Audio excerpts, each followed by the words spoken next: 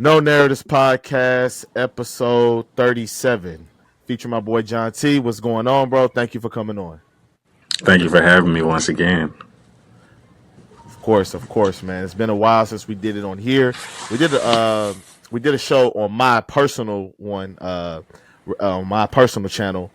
That one did pretty well, actually, really well, to be honest with you. This one I'm hoping it could do the same, especially considering the topics. I want to get straight to it.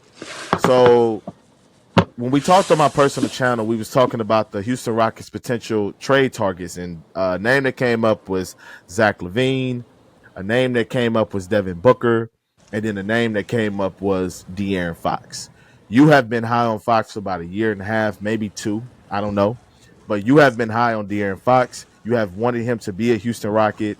Now that Sacramento has seemed to be shopping him now before the trade deadline. One, do you think he'll be moved? And two, where to? Because they say he has a list, but it was never specified. Yeah, of course, I've been following the situation for quite a while. I was expecting once we got to this juncture in the season that ultimately Sacramento was going to begin shopping him, or at least he was going to have a more aggressive trade request, either one of the two. Because it's pretty clear the writing's on the wall. He's not signing an extension. He obviously wants to be on another team. So it behooves Sacramento to go ahead and start listening to offers and trying to make that happen now. But as far as the list, I know San Antonio has been at the top of the list. I would say they've been more attached to his name a little bit more than even the Rockets have been. Just looking at the natural fit between him and Wemby, San Antonio needing a perimeter scorer to put next to Wemby, and a perimeter shot creator overall. So it's a natural fit there. What do I ultimately think is going to happen? I mean, it's just really hard to say. There's not really too much details as far as offers. Another team that's in the mix besides us in San Antonio is Miami. I've also heard Golden State, and I've heard the Clippers. So those are the teams that I've mostly heard that may have some interest.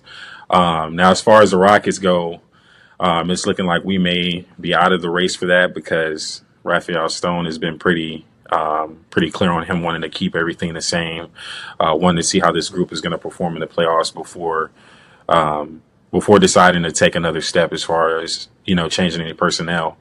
Like I said, it's just really hard to say. It just depends on how much the Sacramento want to get this done.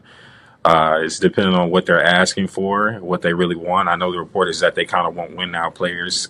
They still have Malik Monk. They'll still have DeMar DeRozan. They'll still have Sabonis.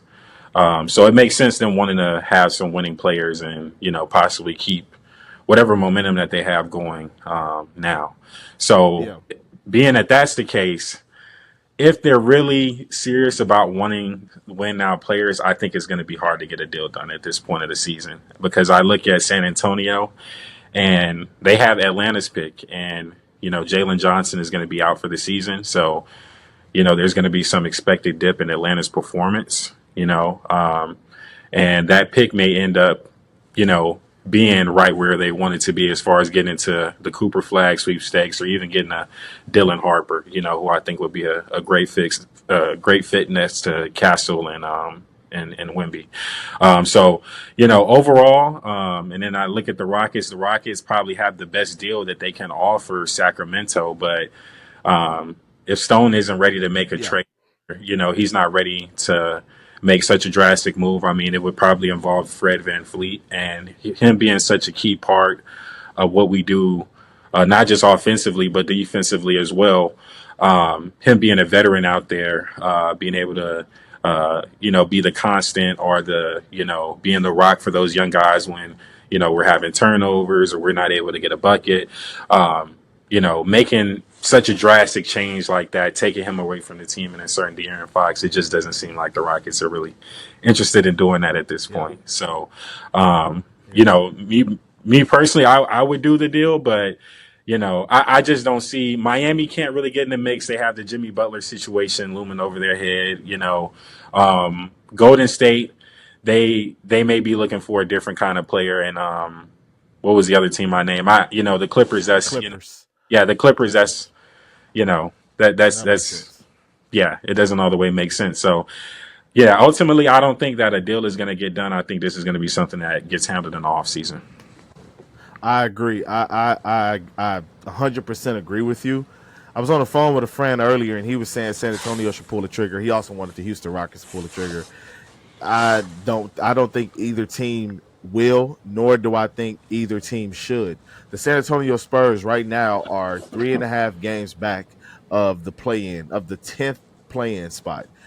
If you make that trade for De'Aaron Fox, unless the Sacramento Kings are just completely like stupid and just like incompetent, if you make that trade and they are willing to take pennies on the dollar for De'Aaron Fox, it literally doesn't make sense. Because Yeah, yes, on paper it's sexy. On paper, getting De'Aaron Fox to San Antonio to play with Wemby, it makes you more exciting. It makes San Antonio get more national exposure, etc., etc. But in reality, you are you're not a De'Aaron Fox away from a championship, and to trade your fringe barely outside of the play-in right now. So you're going to trade Stephon Castle or any other young piece that you have. I'm not going to name all of them, but any other Devin Vassell, Keldon Johnson, whatever, like Jeremy Sochan, you're going to put those guys potentially in a trade package plus picks. Mikal Bridges got traded for 5 first-round picks.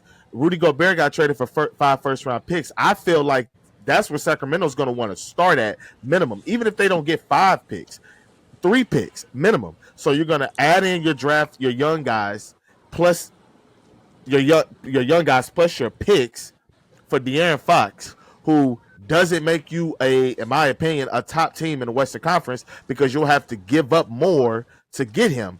Then you'll have to max him out.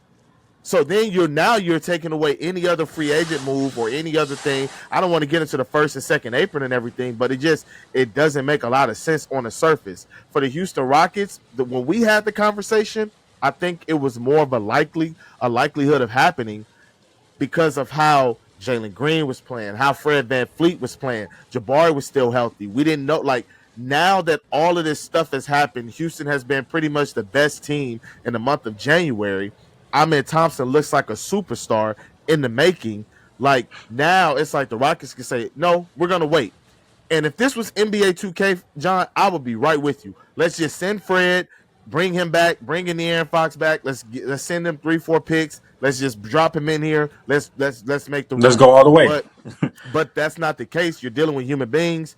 That can mess up chemistry. That can mess up camaraderie. That can mess up memories that you've built. Like this Rockets team is close, which is why they want to wait. And for all the other teams, I don't want to get into the Clippers. I don't think that makes sense at all. Golden State, I don't see how that gets done. And Miami, that one is a realistic one, but it's a long shot from happening. And I just don't think that anything gets done trade-wise this season. I think that it all happens in the offseason. And I also believe that it's just a moot point unless Sacramento is just completely and utterly incompetent. That's the only way I see De'Aaron Fox being moved for pennies on a dollar, way less of his value, just to get him out of there. And if for all intents and purposes, he hasn't looked like a troublemaker. Right. He's not doing what Jimmy Butler is doing. You know what I'm saying? So I agree with you on that front.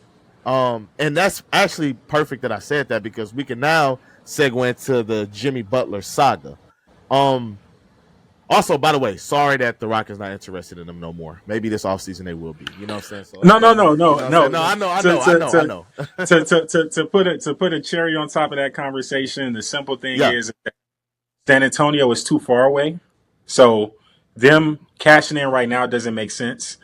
And then Not at all. the Rockets are too close. It doesn't make sense for them to change anything right now. So, yeah, If Houston was falling, I think a trade would get done. absolutely. If Winning we were cures all. 5-6 and just falling, I think a trade would get done. But Yeah. they're not falling. It doesn't look like they're going to fall off anytime Yeah. soon. But to get to the Jimmy Butler saga, man, it's been a dark cloud over the Miami Heat. Jimmy Butler has played in 25 games this year. He's been suspended 3 times. First time, 7 times, 7 games. Second time, I think 3 games, and then now he's suspended indefinitely. I think the most is like 2 weeks. I'm not sure. Um, I don't think there's a trade that could be had. I think Phoenix, to be honest with you, I think Phoenix is foolish to want to trade for Jimmy Butler outside of their players wanting him. I just don't understand why you would do it. You're going to trade for a 35 plus year old. You're going to max him out, and then you're done. Bill has to waive his no trade clause, so that might never get done in the first place. You know what I mean? Like, I don't see it. And also, I think that a player has the right to go where they want to go, but I have a right to call it selfish and stupid, in my opinion. And Memphis is right there. I don't want Memphis to get better, but Memphis is a great destination. They have a shooting guard. They have a point guard. They have a power forward. You can go there and be that small forward that they need in the half court that could take pressure off of Jaren Jackson, that could take pressure off of John Moran and Desmond Bain, and you could be that middleman. You could be that middle interior scorer that can also defend on the wing. And I don't know what Jimmy Butler, why he's so enamored with Phoenix. Maybe it's because he knows they'll max him out, or maybe he just want to play with Kevin Durant and Booker. But what do you think about the whole saga, and like, how do you feel about it? Because I haven't heard your thoughts on it at all, to be honest. I mean, to be honest, if anybody knows me, I'm not the biggest Jimmy Butler guy. I mean, it's to be frank with you, it's nasty. It's just flat out nasty. I mean, I think at the end of the day, Miami has already set the precedent that they don't pay older players. So that's first one. If they didn't play Dwayne Wade, they're for damn sure not going to pay you. And I don't know why you would think that they would. And I think that by you acting out, you're not really. I think it would actually behoove you to be more cooperative with them so that you can secure more long term money overall if you're still able to perform. You know, you can't look at Tyler Hero and Bam and say, well, they got paid, but they're not the stars of the team. Well, they're not the stars of the team, but they're the building blocks for the future. You know what I'm saying?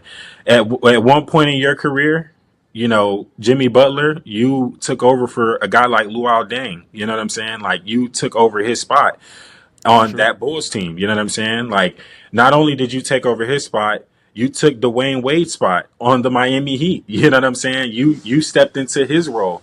So you have to understand, as an older player, organization has to do what's best for them, and what's best for them is they have to think about their future as well as their present. And I don't see what's so wrong with the team that he has to do this. I mean, Tyler Hero is playing better than he's ever played before.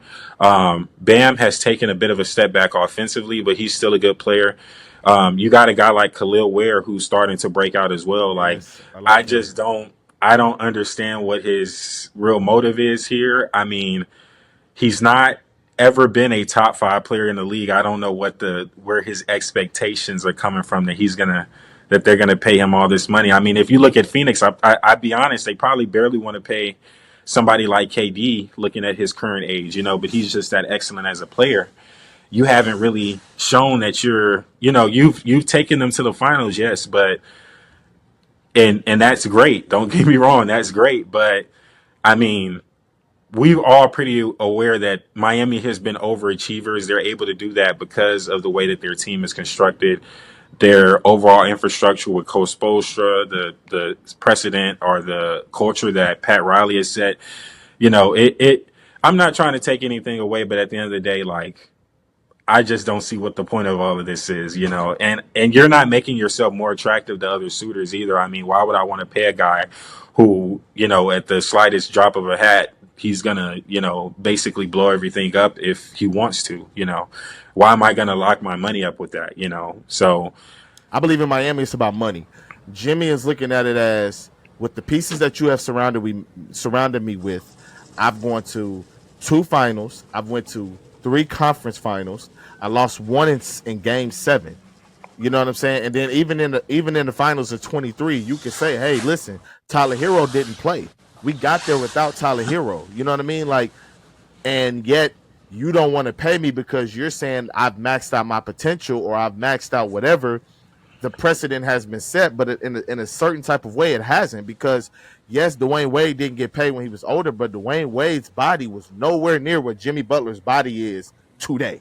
Yeah. Jimmy Butler has years left. Wade was at the end, the twilights of his career at 32, at 33.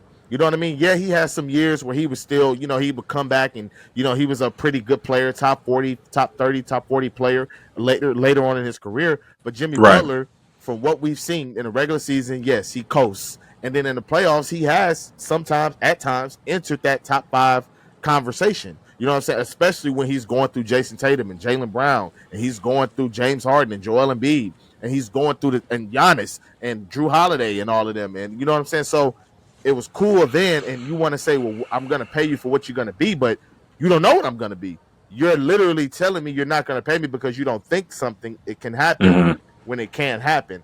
Now, I don't agree necessarily with the route that he's taken, but I also Right. don't really agree with Pat Riley. I think that Pat Riley is a little bit full of himself. I think that he thinks that this is the 80s and the 90s and the early 2000s still, and you can talk to these players any kind of way, you can negotiate any kind of way with them, but in all likelihood, in all honesty, that is not the case anymore. You can't do that. San Antonio learned that the hard way with Kawhi Leonard. Kawhi Right. wasn't with all that hard coaching and yelling at me and all this shit. He wasn't with that. Kawhi was like, "Nah, I'm cool. Y'all not gonna yell at me." You know what I'm saying? So Yeah. it's a new it's facts. Like, it's a new generation of player, and a lot of people might not like that, but some people don't like to be talked to or dealt with in a certain manner than that. And I think that this started when um what team was that? The Knicks. When the Knicks eliminated the Miami Heat, Jimmy Butler was at that party. He was hurt. He couldn't play. He was like, if I was out there, it wouldn't have been like that. Da da da da. Yeah. And then Pat Riley made that comment saying, well, if you're not playing, you should shut up. I'm like, why would you? I don't understand the conflict why that needed to be a conflict right there. I don't understand why Pat Riley needed to say that. Yeah, and I agree with you overall. I think if we just zoom out and we just look at it both sides and we look at it from an objective standpoint, the Miami Heat should pay Jimmy Butler. They shouldn't pay him 50 million a year, but they should pay him. And on Jimmy's side, Jimmy should understand that, okay, no, we don't know what you're going to be. You're still effective right now, but you're older and you're definitely past your prime, you know. So if we say, hey, instead of paying you like a LeBron James and Kevin Durant 50 million, maybe we pay you 38, 40 million, That's and not bring gonna get it. That's it not happening. to me, if I'm Jimmy, if I'm a veteran player, I'm okay with that because me putting myself out there, what if you go to another situation that doesn't work out? And then you're You'll talking have about your money. well, You'll have your not money. hold on, not necessarily, because then what happens if you get bought out? And that gets on the table. There, If there you there's sign there's a major deal for the money that Jimmy Butler wants and you get traded, you will right. have your money at the end of the day. But This is but about but the dollar figure. the problem is that he's boxing himself into a situation where you're making it very hard for you to even get to that extension, because now you're going around Uh, telling teams that, well, I'll only sign with Phoenix, yeah. and now you shrunk your pool of teams that maybe would be willing to pay you. You know what I'm saying? I think a Or team that you should could. pull the Or, trigger. Memphis should pull the trigger. I agree, Memphis should pull the trigger, I but don't care about what he say. he's saying that he doesn't want to be there, right? Hey, And that's where the my disconnect is. the Yeah. disconnect is that Hmm. Jimmy is wanting to have his cake and eat it too, and there's not really an avenue for him to have his cake and eat it too. You understand what I'm saying? Correct. Correct. So Correct. that's where I say, if I'm in his shoes, I try to work out something for both sides with Miami, where I can have kind of gain some security, and they can still feel like, okay, we we're not mortgaging away our future with this player. You know what I'm saying? Yeah, it makes And and sense. and Yeah. and Pat Riley should have enough sense to be able to say that, but he's trying to hold. I understand the issue with the comment. I don't think the comment should have been public, but I don't think Jimmy should have said what he said. I think that was inappropriate. I don't think that. I think in a sense that Was he was lying? Was he You've wrong? lost to Boston before. No, no, We're, no, no, no, no. He was talking about the Knicks. When the Heat lost to the Knicks last year in the playoffs, he Mhm. said had he been out there, it would have been different. My only question to you, and we can go to the next topic: was he wrong? Was he lying? I don't know. I'm just asking I'm because the not a Knicks fan. was I'm hurt. not. The Knicks was hurt Was he too. wrong? No, he wasn't wrong. But I'm not a fan of. Don't say stuff like that. I just don't like when players don't come out and. I remember the comment being about the Celtics. If it was about the Knicks, then No, it's about the that's different. Knicks because It, the Knicks last year got eliminated by the New York Knicks. It wasn't about the Celtics. Maybe he okay. did say something about the Celtics, but I remember he was at some party. It was right after the Knicks had eliminated the Miami Yeah. Heat that he said that. It wasn't because it wasn't the year prior because they haven't lost to I don't think they've lost to the Celtics since 2022. So I don't think that was the take. Yeah. No. So if it wasn't towards the Celtics, then I understand the comment a little bit more. But just me Yeah. personally, I don't as a owner of the team or a leader in the clubhouse, I'm saying Yeah. let's Don't respect say the that. opponents. Don't say something Got you. like that. You know what I'm saying? That's just where Got I'm you. coming Got you. from. I'm gonna play this clip from Adam Silver, Okay. and then we can get into it. Else that I'm a fan of, and I'm probably in a minority, as we get more involved in global basketball, the NBA is the only league that plays 48 minutes. And I am a fan of 4 10-minute quarters. I'm not sure that many others are. I mean, putting aside what it means for records and things like that, I think that a 2-hour format for a game is more consistent with sort of modern television habits. I don't think people in arenas aren't asking us to shorten the game, but I think as a television program, being 2 hours, that's Olympic basketball, is 2 hours, college. Adam Silver has done a lot of things in this league that a lot of people have not liked. And to be Hmm. honest with you, none of it has bothered me. I'm not a I don't I try to understand where somebody is coming from more so than I try to attack it because it's not what I grew up on or I don't understand it. I try to at least understand it. So then even if I disagree or I agree, like at least I understand your logic. Right. This one I don't like. I don't like changing NBA games to 10-minute quarters. I was watching Juju Watkins and Paige Buchers. If I said her name wrong, I You said it right. apologize. But yeah, okay. Early, like a month or two ago, they played early in the college season, USC versus UConn. It was 10-minute quarters. The game was too short for me. I watched Hmm. Caitlin Clark in the WNBA. I watched Angel Reese go at it. The games are too short for me. I'm like, I Hmm. want more of this. I don't want less of it. You know what I'm saying? So now Adam Silver is saying, well, the Euro leagues do this and college does this and the WNBA does this and we're the only league that plays 12-minute quarters. I'm thinking about switching it to 10. And bro, no. I want 12-minute quarters. Basketball already goes by too fast for me as a fan anyway. We're already in January, bro. You know what I'm Yeah. saying? Like the season just started and we in January. You go to sleep, you wake up, we in January. We at the All-Star break. Like so it's I this is the first thing where I said I'm out on Adam Silver. That has made me and this another thing that bothers me because they're gonna also try to equate player safety and all this stuff to this. This is another thing that bothers me. I'm typically pro player, but I'm also pro common sense. Hmm. And they moved the season back 2 weeks earlier to have less back to backs. They also moved the season back earlier so they wouldn't have teams playing 4 games in 5 nights, right? They did all of these things to give these guys rest, recuperation. Then on top of that, they made All-Star Week be a week instead of a weekend. Because All-Star Break Right. used to be Friday, Saturday, Sunday, Tuesday you back to work. Right. But the season ended on now the season ends on Wednesday. They got Thursday off, Friday, Saturday, Sunday, Monday, Tuesday, and then they back on Wednesday. And then if you don't play on Wednesday, you play on Thursday. So you get like a week and a day off. Right. Now they're talking about shortening the NBA games. Bro, it's rubbing me the wrong way as a fan. Like that comment really bothered me. Do you feel the same way? Or are you okay with the 10-minute quarters? You not tripping? Like, because I don't like it in the Olympics either. But yeah, go ahead.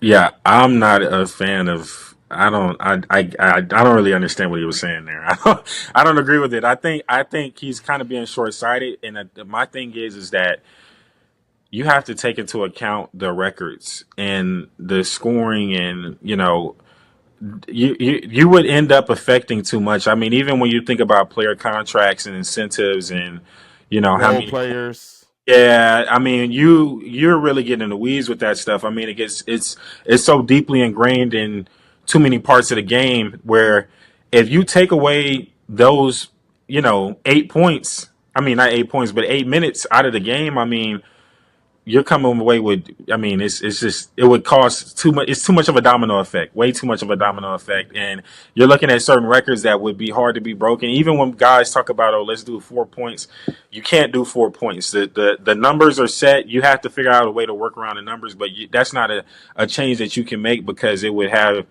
too many ramifications on the game.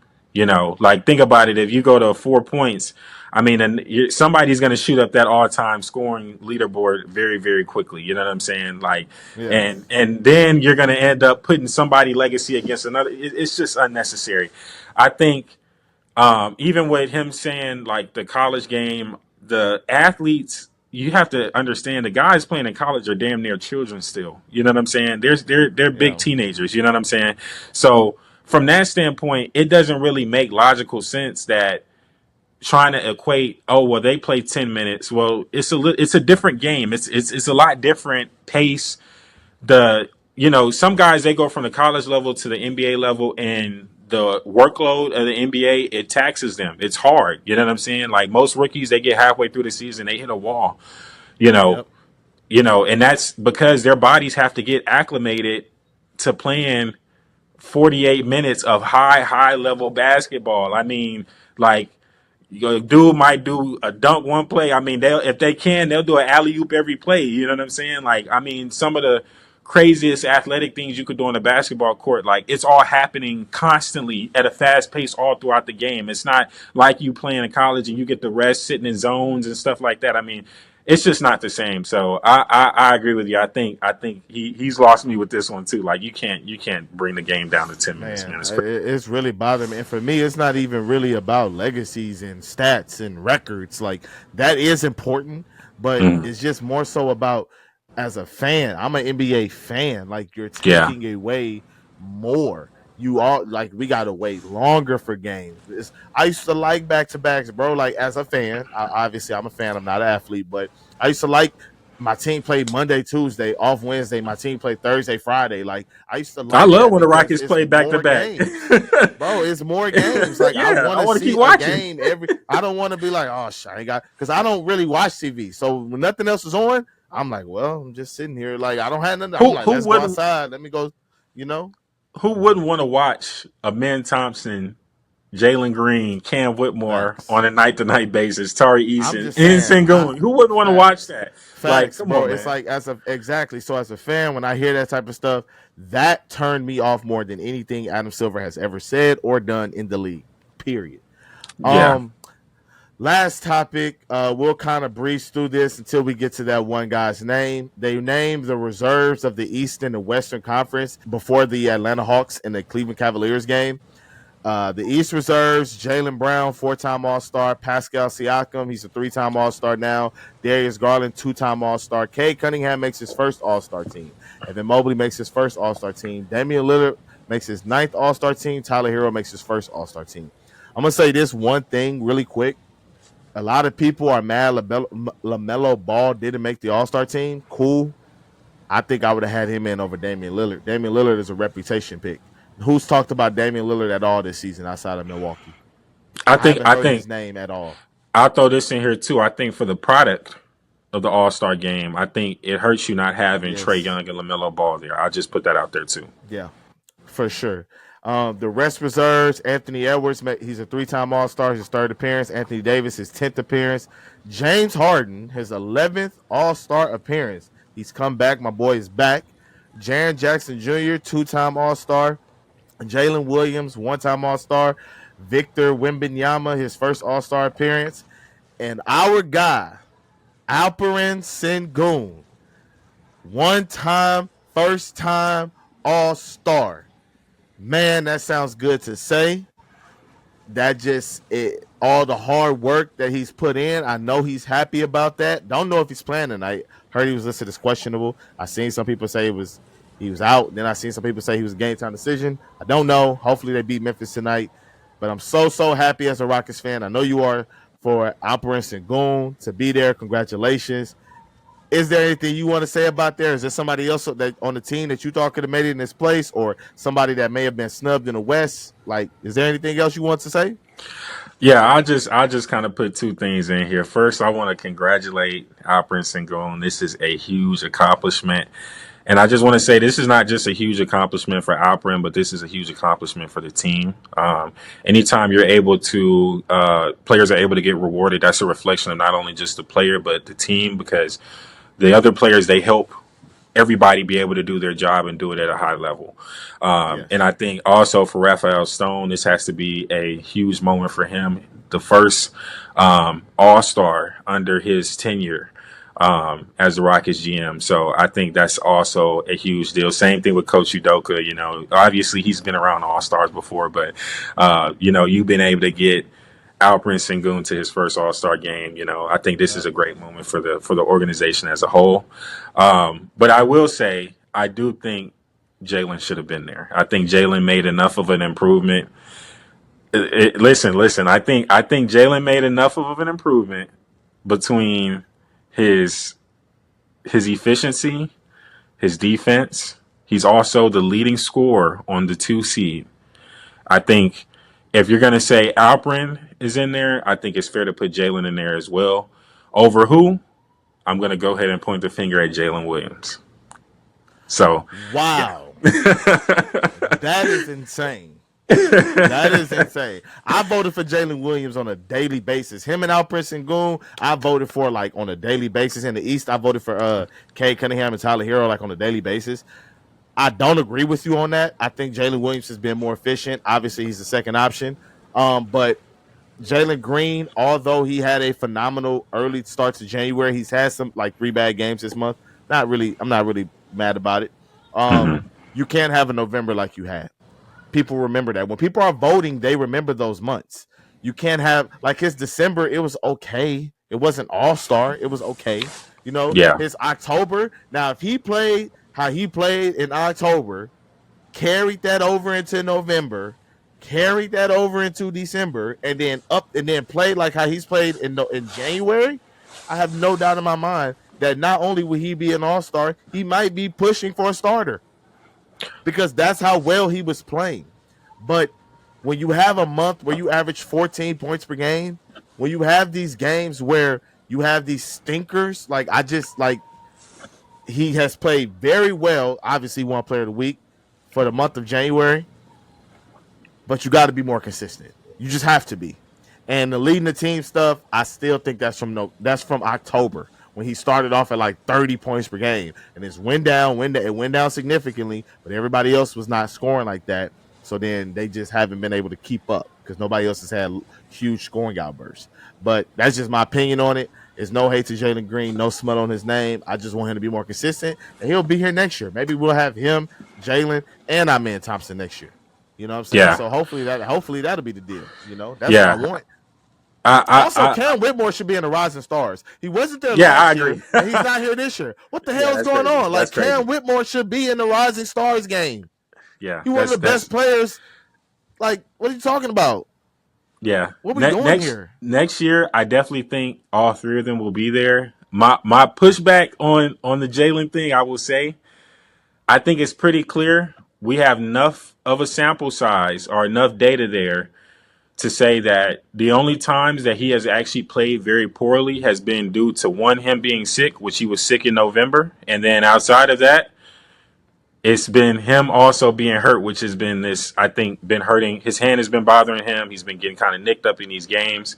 So I think that plays a part. And I also think it's on us as well as fans that we have to create a better perception of our players around the league and do a better job of protecting our own players, because I think some of the slander or the internal criticism that we have for Jalen that sometimes goes off the rails, I think that has spilled over into the NBA community at large. Where you look at 20 games, I mean, I think even you can say, okay, well, he played bad in November, but he's had enough of a 20 game, sample, and where he's his scoring, being the leading scorer, he was at like 19.9 leading the team, and now he jumped up to like over 20, 21. He's at like 22 points per game, and that's because of the stretch that he's had going from the end of November all the way up to now. So Okay, so let me say one thing. This is not all-star numbers to me. In the month of December, not January, he was not sick this month. 19.3 points per game on 43% shooting from the field, 33% from three. I'm rounding up on both of those. 2.4 turnovers, 2.6 assists. That is a good player. That is not an all-star. That is not an I mean, all-star. I'm you don't sorry, do it's not. the you don't do the all-star. You don't what because we could go month by month, and there's other players that have had bad stretches. January, he's been phenomenal. But there's only been 1, 2, 3, 4 months of the season. October, they only played 5 games. October, he was phenomenal. November, he was dreadful. December, he was okay. January, he's been phenomenal. An all-star does not have those types of ups and downs. They don't. Like, you got to name me one all-star that has had those ups and downs like that this season. There has not I'm been one on either side of the bracket. I feel like you don't look at the all-star and go, oh, were we looking at month by month performance? You're gonna look at the overall performance. I mean, if you're saying People 40 vote games, month by month. I understand that, but you're gonna look at their overall statistics. You know what I'm saying? You're not just gonna say month. I don't agree with the month by month thing. I think he's You had have enough good to, stretches. I mean, fam. so When people because when does is voting every is open? When does voting open? what in November? November. So when voting opened, he was having his worst month of the year of the entire season.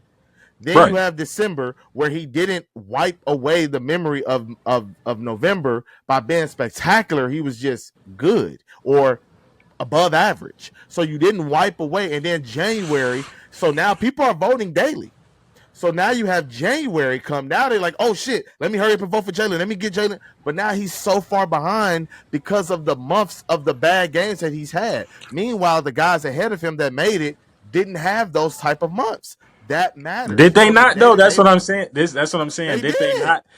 But have we actually looked at the data and charted everybody month by month and did a comparison? Is what I'm saying. Have we done that? You said he should be Cade in. has had some bad stretches this season, like as good as he's been. You know what I'm saying? You He's had some you very said rough that he should stretches. be in over Jalen Williams. Jalen Williams. I'm just looking at his January.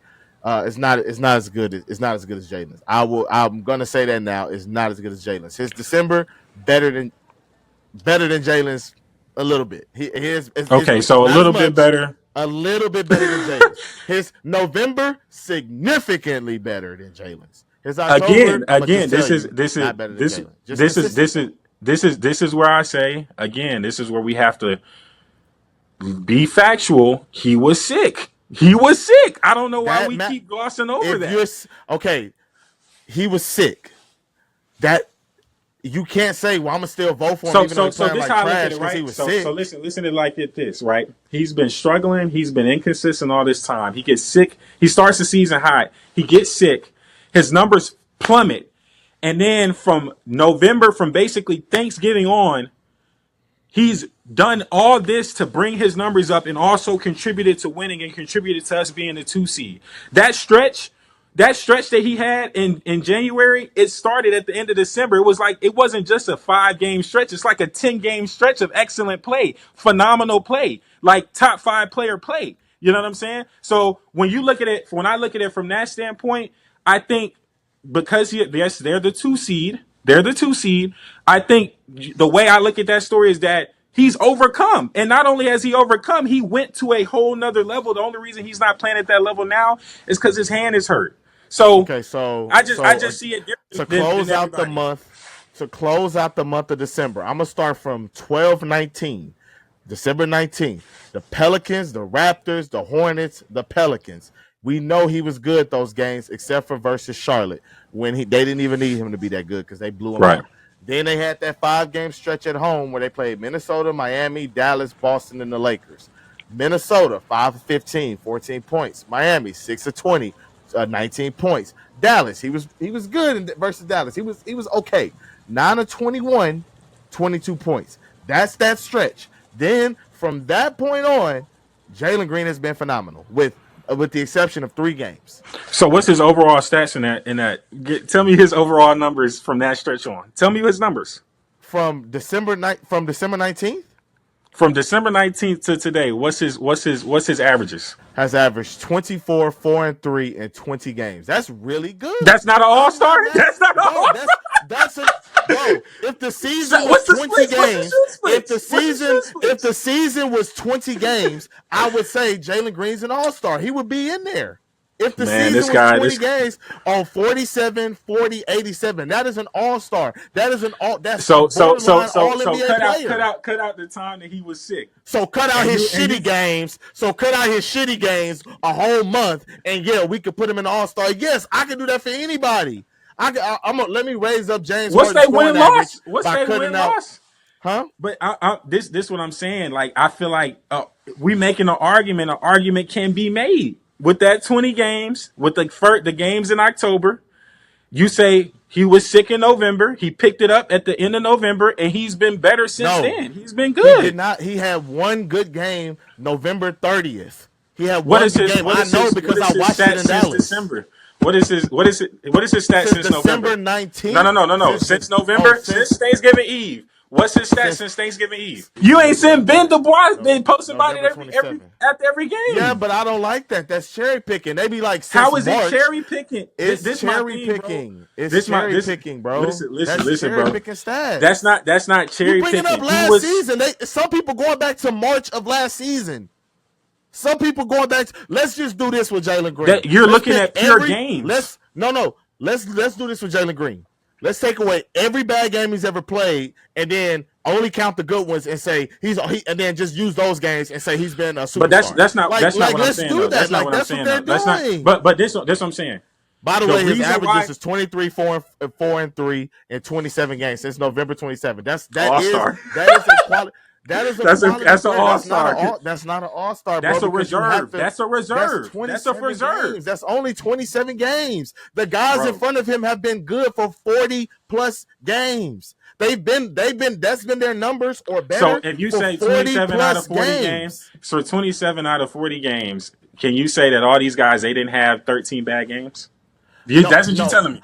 I don't think that they've had bad games. They haven't had 13 points on 5 of 19. They have not had 21 points on 6 of 24 shooting. This what I'm saying. We're not protecting our players. And you add in the turnovers. What you mean protecting them? I'm being honest. I don't have nothing against Jalen Green. I like Jalen Green. I want him to retire a Rocket, be a first ballot Hall of Famer, more All NBA. I want him to surpass James Harden in terms of being the best guard that this franchise has ever seen. I want that for Jalen Green. But I'm going to call a spade a fucking spade. Jalen Green, all this Ben doing that to me, I seen those stats. I seen what you was talking about. That's cherry picking. I'm going to cut out all the month where he was shitty, and I'm just going to say these games. But this is my thing. This is my thing. When guys get hurt, when guys are injured, we can look at them and say, hey, those games, those were outlier games in comparison to the entire macro of the season. Because they were injured, there was something affecting their play, but that still right? Counts. So no, I understand that it counts, but what I'm saying is that there was an actual reason. If I'm not saying take out the bad games that he's had from from Thanksgiving Eve up to now, keep those bad games in. I'm not telling you to take those bad games out because those bad games, he has no reason to be playing bad. He's not sick, but the games that he was sick, and he's still coming in and playing where a lot of players won't come in and play and won't try to help their team. No, we can't try to penalize a player for that. I don't agree with that. Him. I'm not penalizing him. But that's what I'm saying. We're saying you can't. That's not an all-star though. I'm not penalizing him. Absolutely. If you take how many games he played stretch consecutively? 157 games consecutively. That's elite. He doesn't load manage. I respect him for that. I don't like players that load manage. I don't like players that So he's not miss getting games. credit for not for. So that's what I'm saying. You gotta. So he You should gotta be an pick. all-star because he's played 150 plus games. No, I think he should be an all-star because between October, the reason only time that he's played bad, where we can factually point to a reason, is when he was sick. He had that bad stretch when he was sick, and then he's had a bad couple of games since this hot stretch because he's been And he had bad games hurt. in December, bro. He also had bad I'm games in the month of December. Hey, y'all. Episode 37 got intense. John's phone died literally in the middle of recording. Just so y'all don't think we beefing over Jalen Green. He said, my shit died. Laugh my ass off. So it is what it is. Shit gets intense here. I told him to charge up his phone, but he didn't listen to me. It's all good. Thank you guys for watching episode 37 of the No Narratives podcast. Please like and subscribe. Let me know what you agree with. Let me know what you disagree with. We out.